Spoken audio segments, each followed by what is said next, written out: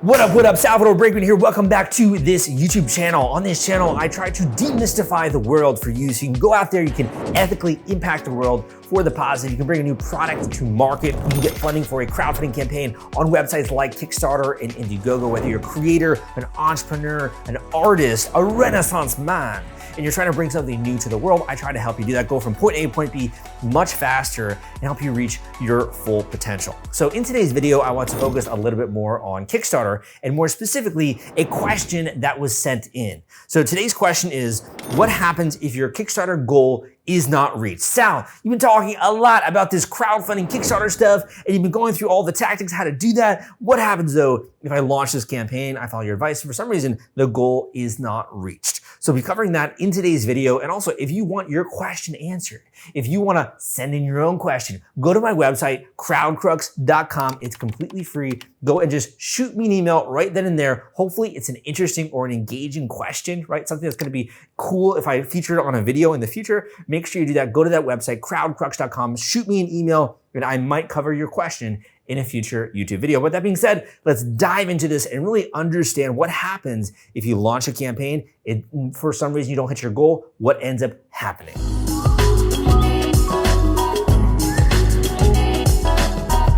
All right, man, so welcome back to this channel. Wherever you are tuning in from, whether you're from the United States or Canada or Australia or even a different country around the world, thank you so much. And also, I think it's a massive testament to the fact that you are determined, you are hungry, you're seeking out the right education and the right information that gets you from point B to point B faster. A lot of times the gap between where we are and where we want to be is about surrounding yourself with the right people, listening to the right voices, and also using the right tactics and the right strategies. But specifically in today's video, kind of what I want to answer today is actually a little bit more of a problem, I would say, and a big thing that keeps people from taking action. Since I started writing about this topic back in 2012 on my blog, I started getting into the crowdfunding industry. Since I launched the podcast, Crowdfunding Demystified, in 2015, I started interviewing people who've done over 400 episodes, interviewing real-world entrepreneurs on that podcast, and also producing content just like this on YouTube for y'all. One of the common questions at the beginning is like, what happens if I launch this and I do everything, I try to do everything right, but maybe,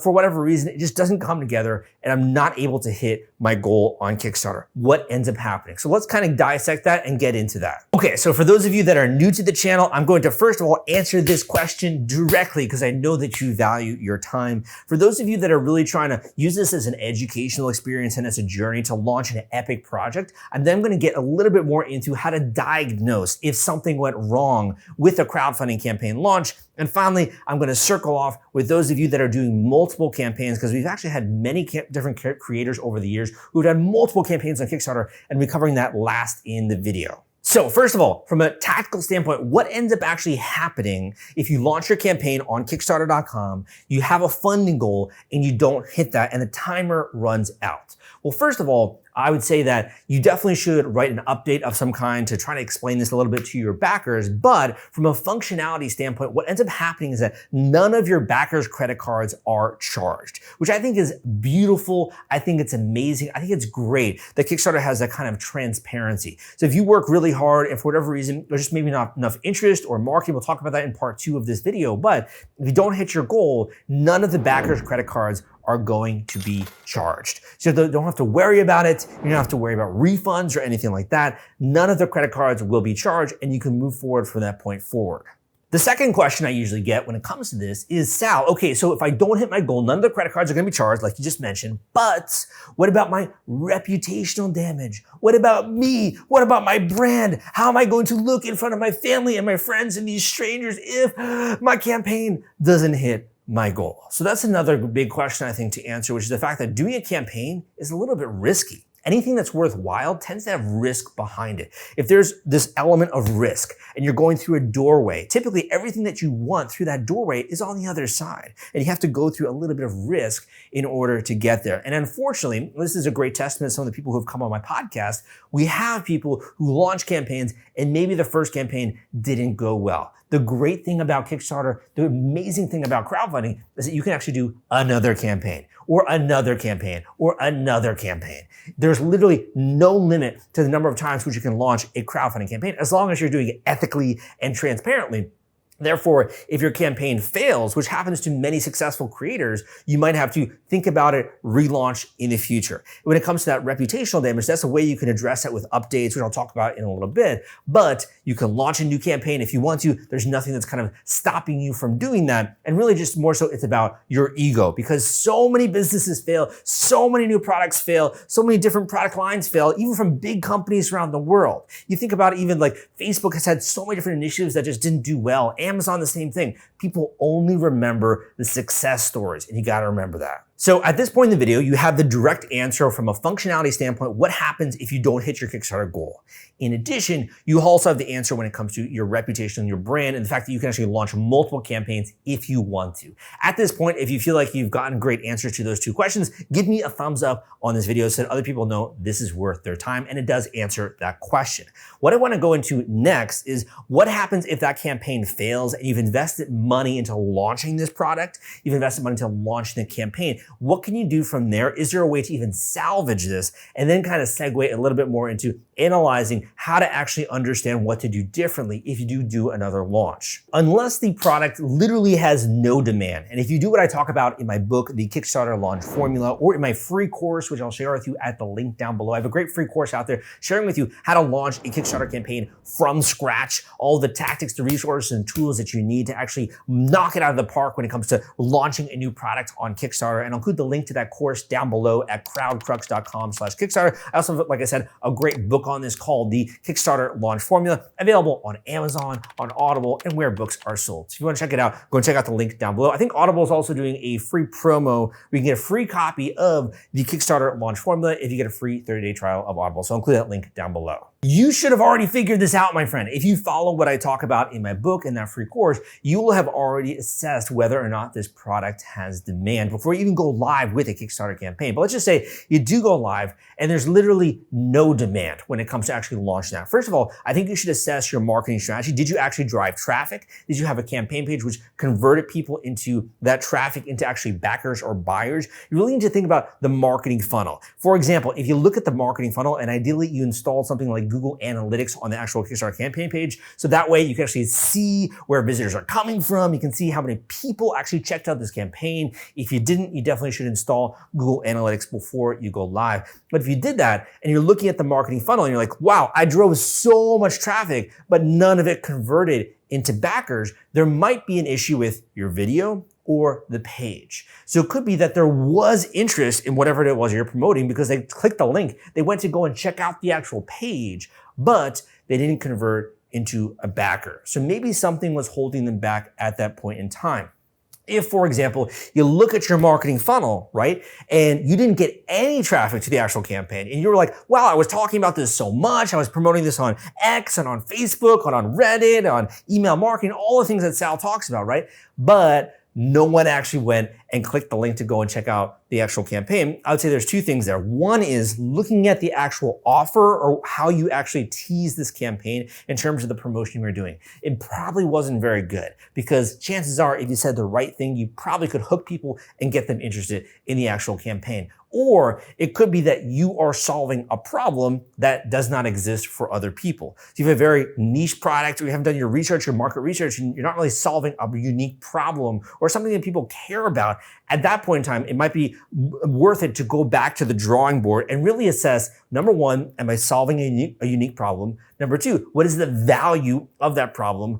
And number three, is there a market out there who actually experiences that problem and would care about a solution?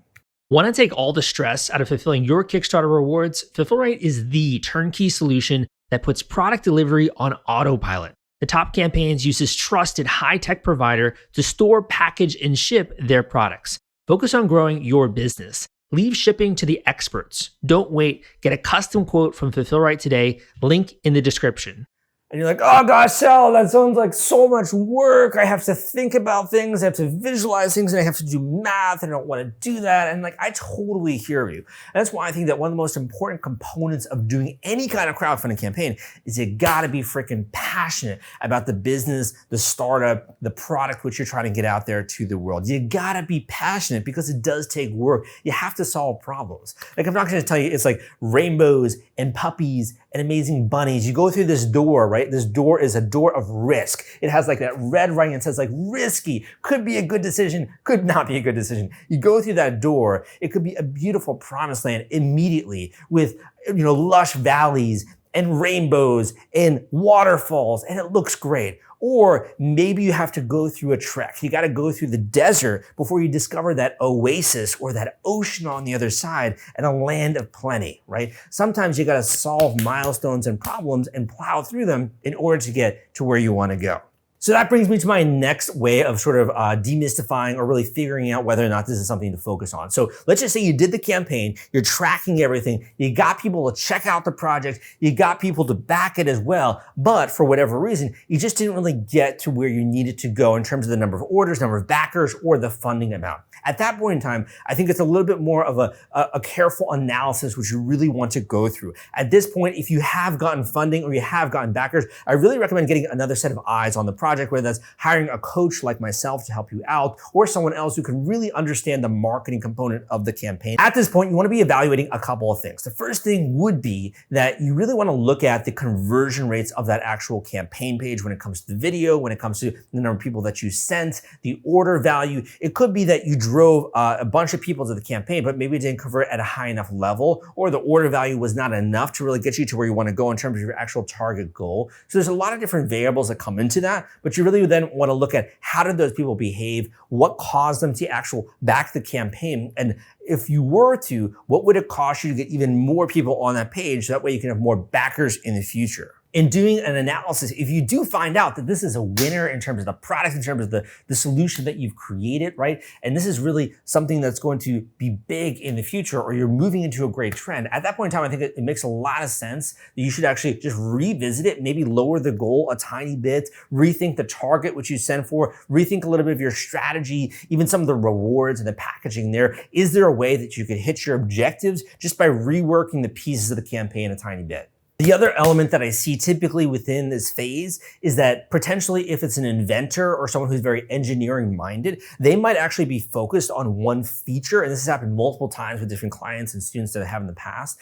They may be focusing on one specific feature that the public doesn't care as much about as they might think. And they actually care about this completely other feature which is included in their product. So I think this is a great opportunity. If you're getting funding already, you've gotten backers when it comes to the campaign, survey all of those people and really understand what are the features, the benefits that they care about, that got most excited about, what are the promises that really opened their eyeballs, that really got them excited, right, when it comes to backing this project and intimately understanding that customer base. Even I would recommend doing some Zoom calls or some phone calls with those people who have backed your Kickstarter campaign. Typically, the third reason that I see when it comes to launching a campaign and maybe not hitting your goal or not getting to the amount that you want to is that you actually saw a flurry of momentum. I call it a flurry of momentum. So maybe when you just launched it, you got a ton of people checking it out, but then it was like dead. You lost momentum throughout the campaign. Or even towards the end of the campaign, you saw a ton of people who were like, oh my gosh, this is closing soon. I want to back this project. And you saw this surge of funding and surge of backers. So maybe you did see this level of activity, but wasn't consistent throughout the entire campaign. And you'd be thinking to yourself, wow, if I had that level of activity throughout the entire project, I would be just like totally overfunded with this Kickstarter campaign. At that point in time, I think it's really one of the things you should do is look at the marketing strategy that you've had throughout the entire launch cycle. So here you want to assess things like what resources do you have access to when it comes to doing things like paid placements, paid advertising, working with influencers, etc. Did you have interesting announcements through the campaign? Really, what were your tactics? Like if you think about it more from like a content scheduling in terms of the calendar, what were you actually doing in order to promote this throughout the entire life cycle of the campaign? Because it's very clear you have demand, you have people interested, but it was only at a specific segment in the campaign. It wasn't throughout the entire project. At this point in the video, if you are listening to this and you're like, gosh, this is a lot of information to go through, I would love to have another set of eyes on this project and also someone who can kind of guide me through this process. I do have an individual one-on-one coaching option where you can actually call up and book a one-on-one individual coaching call with me. We can get that call scheduled ASAP. All you gotta do is fill out a little form. Tell me a little bit more about you. Tell me more about your target, what you're trying to do.